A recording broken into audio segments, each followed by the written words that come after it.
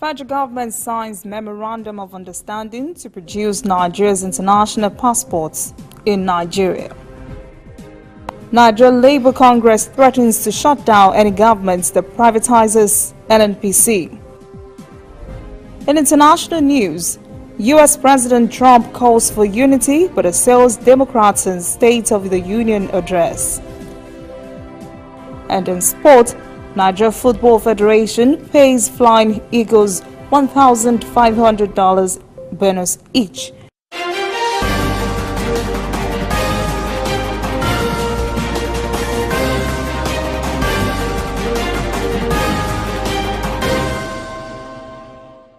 This is ANN News. I am Olajumoke Olatunji. Armed bandits have attacked Ruwan Boru area of Guzo local government area of Zamfara State on Tuesday night, killing many, among whom was Ade Marafa, Senator Kabil Marafa's elder sister. The deceased husband was also adopted. Abubakar Shafi, an aide to the senator, said the bandits attacked the residence of the senator's sister on Tuesday. The suspected bandits, numbering more than 100, also set the village ablaze after raiding it. The villagers are now seeking refuge at Mada, a neighboring community.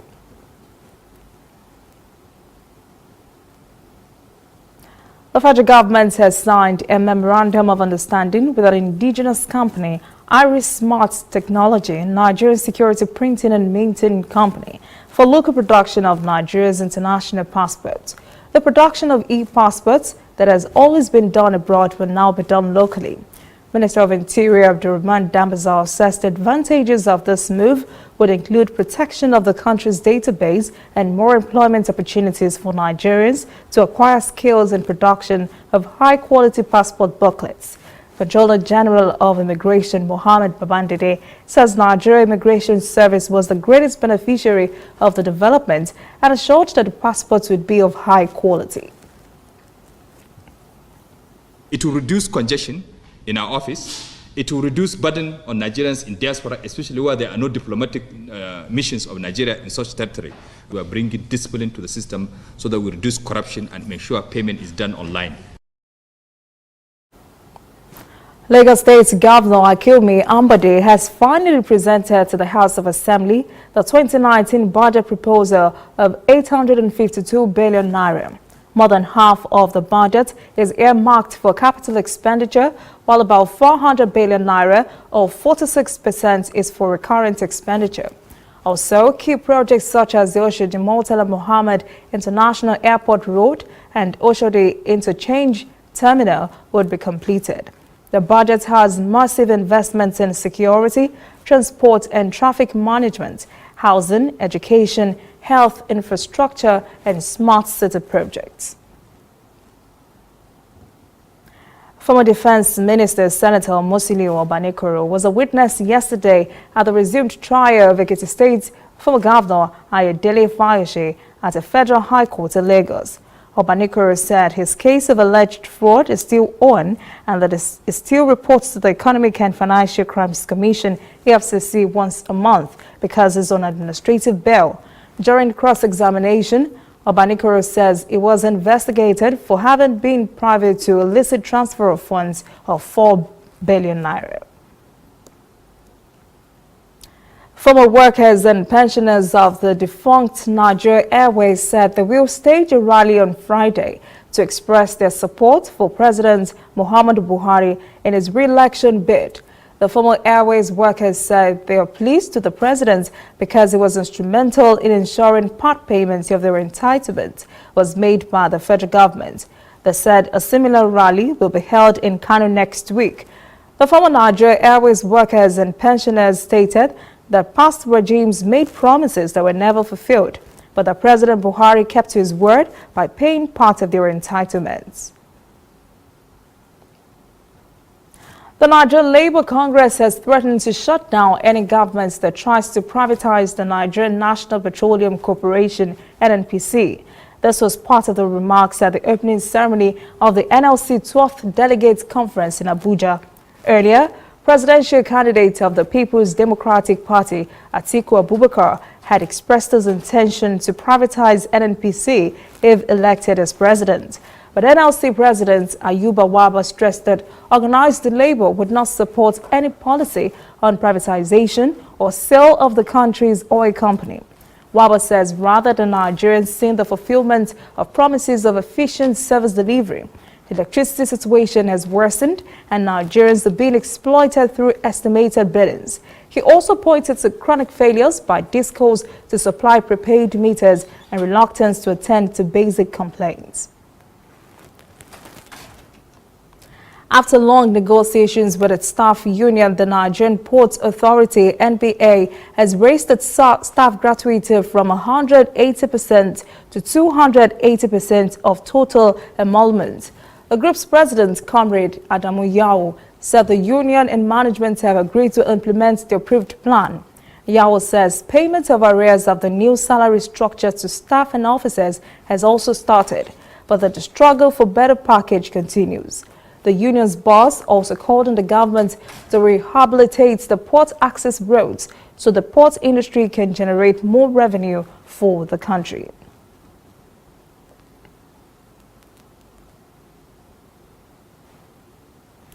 The League of Patriotic Lawyers has given Edo State Commissioner of Police Olusegun Odumosu 24 hours to identify those behind the torture and insertion of pepper into a girl's private part in Benin City over alleged theft of a mobile phone. Chairman of the platform and former Student Union President of the University of Benin, Abubakar Yesufu, also wants the involvement of the Director of the Department of State Services, DSS, for quick investigation. A video went viral of a girl being stripped naked by a group of people who inserted pepper into her private parts for allegedly stealing a phone. The unidentified girl was heard crying and saying she didn't steal any phone while she was being humiliated by the crowd.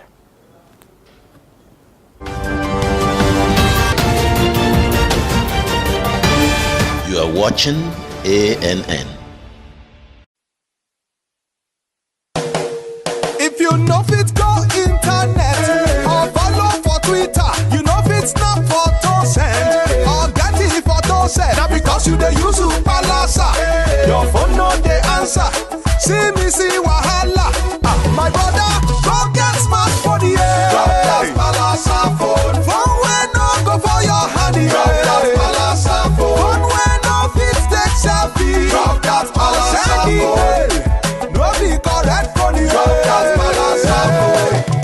Upgrade to a smartphone today and get double data for 6 months on any MTN data bundle you buy. Simply purchase a smartphone from any store, anywhere in Nigeria, or bring your current smartphone from any network. Insert your MTN SIM card to start enjoying your double data bonus. Offer is open to all new and existing MTN subscribers. Join the largest smartphone movement today. Make it not for your hand, that's palasa phone.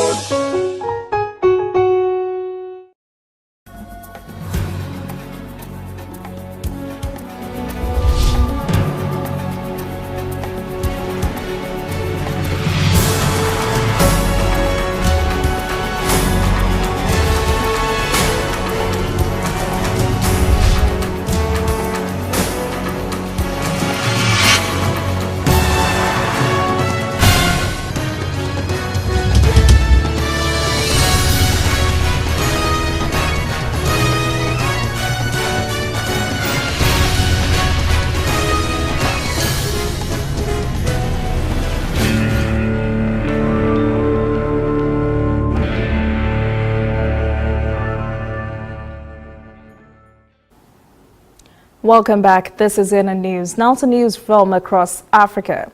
The United States has turned over a communications and operations center to the Niger Army on Monday to help the African nation battle Boko Haram. U.S. Ambassador to Niger, Eric Whitaker, says the $16.5 million Planning and Operations Control Center is designed to help Niger forces synchronize their operations through improved communications. Niger has taken on an important geostrategic role in the U.S. fight against Islamic extremist groups in Africa, and the center, known as a C2 Nord, comprises 2 tactical operations units equipped with sophisticated communications material. The U.S. has already provided Niger with Cessna C-208 surveillance planes, armored personnel vehicles, and small crafts known as mud boats, along with other equipment and training. The U.S. presence in Niger was revealed in 2017 when 4 U.S. soldiers and 5 Nigerian troops were killed in an ambush by fighters affiliated with the Islamic State group. The International Monetary Fund has approved a $2 billion loan payment to Egypt, the latest in the country's 3-year aid program. The latest installment brings the total paid to Cairo to about $10 billion since the loan deal was signed in November 2016. The previous loan tranche was approved in July last year, but the fourth review of Egypt's program had been awaiting board approval since October, when IMF staff and government officials had finalized it. IMF Chief Christine Lagarde announced late last month that the final details had been worked out, clearing the way for the payments. Since the 2011 revolt that toppled former President Hosni Mubarak, the economy of the Arab world's most populous country has received multiple shocks caused by political instability and security issues. Egypt has imposed harsh austerity measures to try to right the economy and reduce the budget's deficit, including hiking fuel prices and electricity rates. The fund is expected to aid the nation's economy to grow by at least 5.5% this year. Rwandan government has said on Tuesday it has signed a $400 million deal with Gasmith Energy Company to produce bottled gas from Lake Kivu. The lake is known as one of Africa's killer lakes that emits dense clouds of methane. The project will suck gas from the lake's deep floor and bottle it for use as fuel. This is expected to help prevent toxic gas from bubbling to the surface. Rwanda already has 2 companies that extract gas from Lake Kivu to power electricity plants. Chief Executive of the Rwandan Development Board, Claire Akamanze, said bottled methane would help cut local reliance on wood and charcoal power and would help the country's green agenda. Leaders of 5 countries in Africa's Sahel region are meeting in Burkina Faso to improve coordination in the fight against Islamic militant groups and human trafficking. The jihadist threat has spread since 2011 when instability engulfed Libya, with Burkina Faso being targeted over the last 3 years. Also known as the G5 Sahel, Chad, Mali, Mauritania, Niger, and Burkina Faso are backed by France. The United Nations has appealed for more than $200 million in aid money to provide health care, education, shelter, and other supports to help some of the poorest people in Libya, where years of upheaval and conflict have done huge damage to the economy. The UN says more than 800,000 Libyans need humanitarian assistance. The country is heavily dependent on oil exports, but Libya's largest oil field is currently in the hands of a militia group.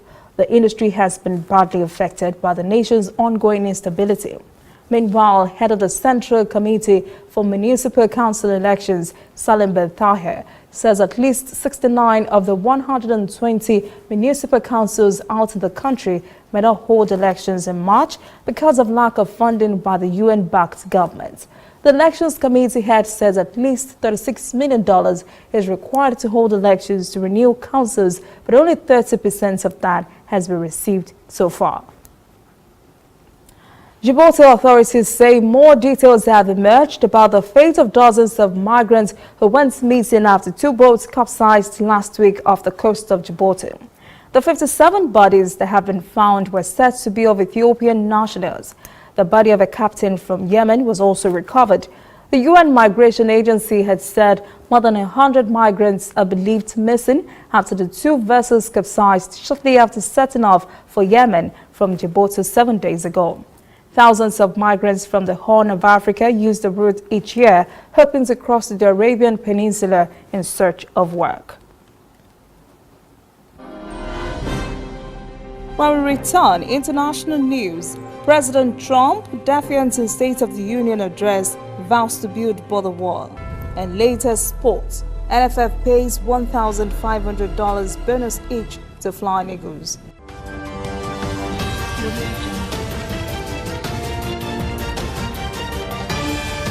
watching ANN.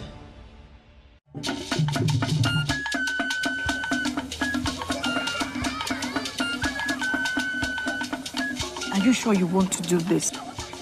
Adam, go and bring us your husband. Okay, hello baby. We're in this together, okay? Can you hear me? Keep coming forward. Wait, stop. You okay, lean to your right. Keep walking down. Keep walking to the left. Yes. You're almost here. Keep going. You are here. Wow, you did it. I'm just so glad I didn't have to use my cane to do this. And I am so glad no other man got you before me. Let me be your eyes. We will never stop working to give you a network you can rely on so you can enjoy life's special moments. MTN, everywhere you go. Whether in your house, at your office, on your phone or online, we are there. We have the facts behind the headlines. We cut to the chase with the news you really need. We cover every angle. We are the bigger, better news network. We are African News Network. ANN. Watch ANN News on MITV from a truly African spirit. Welcome back. This is ANN News. Now to stories from around the world. President Donald Trump has delivered his State of the Union address to a joint session of the U.S. Congress on Tuesday night. The president was insistent on building the border wall that formed the main part of his campaign promises in 2016. Trump also hit hard at Democrats whom he said are making attempts at ridiculous partisan investigations. He says such could damage U.S. prosperity. Trump is facing political discord over his demands that Democrats hand their opposition to funding for a U.S.-Mexico border wall. He says is needed to stem illegal immigration and smuggled drugs. Standard of living for the 21st century. An amazing quality of life for all of our citizens is within reach. We can make our communities safer, our families stronger, our culture richer, our faith deeper, and our middle class bigger and more prosperous than ever before. During his 82-minute State of the Union address, the president outlined his political priorities without providing specific policy details. Democrats are opposed to Trump's plan to build a wall along the U.S. border with Mexico. They say it's a waste of money and is ineffective. Even as he appealed for unity, Trump made it clear his idea of common ground is having Democrats back his policy agenda and stop investigating his administration. Russia's Interfax news agency is reporting that Foreign Minister Sergei Lavrov has said Russia will match U.S. threats to exit the Intermediate Range Nuclear Forces Treaty. The U.S. announced a week ago its decision to dump the INF Treaty in 6 months after accusing Russia of violations of the 1987 pact. Russia has also set 6 months to get out of it. President Vladimir Putin said at the weekend Russia had not violated the pact as charged by the United States, but that his country would suspend the Cold War-era pact. A Venezuelan lawmaker says a bank in Portugal has blocked an attempt to transfer more than $1 billion to Uruguay on Tuesday. Opposition to President Nicolas Maduro has warned of the administration's alleged theft of public funds. Meanwhile, the U.S. has sent food and medical aid to the Venezuela-Colombia border. Pressure is building on Maduro, a socialist, to resign amid an economic crisis marked by widespread shortages and hyperinflation. The U.S. and a growing number of other nations have recognized opposition leader Juan Guaido as Venezuela's legitimate president. Pope Francis has publicly acknowledged the scandal of priests and bishops who sexually abuse nuns. The Pope warned on Tuesday to do more to fight the problem. This indicates that there is no end in sight to the Catholic Church's abuse crisis, which now has a reckoning from the Me Too movement. The Pope publicly admitted to the problem for the first time during a news conference aboard the papal plane while returning to Rome from the United Arab Emirates. This comes just 2 weeks before he hosts an unprecedented gathering of bishops to craft a global response to the scandal of priestly predators who target children and their superiors to cover up the crimes. On the issue of abuse of nuns by clergy, Pope Francis said the Church has the will to do something more to stem the tide. Up next, sport. NFF pays $1,500 bonus each to Flying Eagles. Stay with us.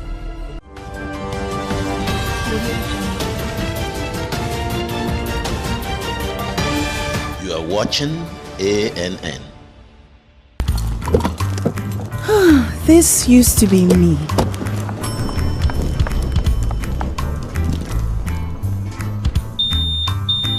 But that was before I got the perfect bag. It's handy and easy to use. All I need in one compact space, just like my MTN Extra Value plan.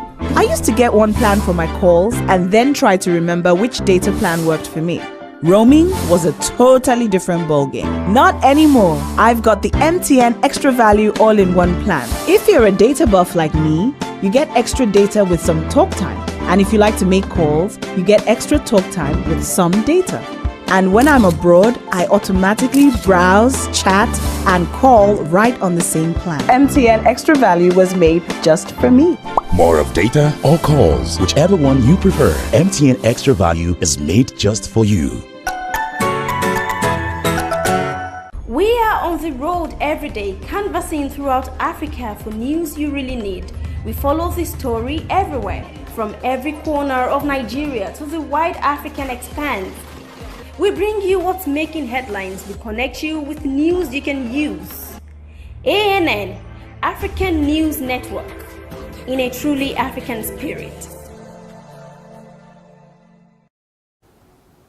Welcome back. This is ANN News in Sport. Nigerian football officials say the Flying Eagles have each been paid $1,500 after the victory over Burundi in their opening under-20 African group clash last weekend. The Nigerian Football Federation has earlier complained they would not be able to pay bonuses to the players because of a lack of funds. The Gambia Football Federation has confirmed that the Confederation of African Football, CAF, will consider an appeal over the eligibility of Togo's Adewale Olufade. CAF dismissed the GFF's first protest, which claimed the player is Nigerian and has not made the necessary step to play for Togo. The African football's governing body had ruled that the Togolese Football Federation was able to prove that Olufade was born in Togo, making him eligible to play for the national team.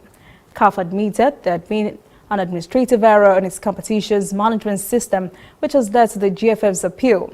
It will now be submitted to CAF's appeal board, which is expected to consider the case at its next meeting, scheduled for Sunday.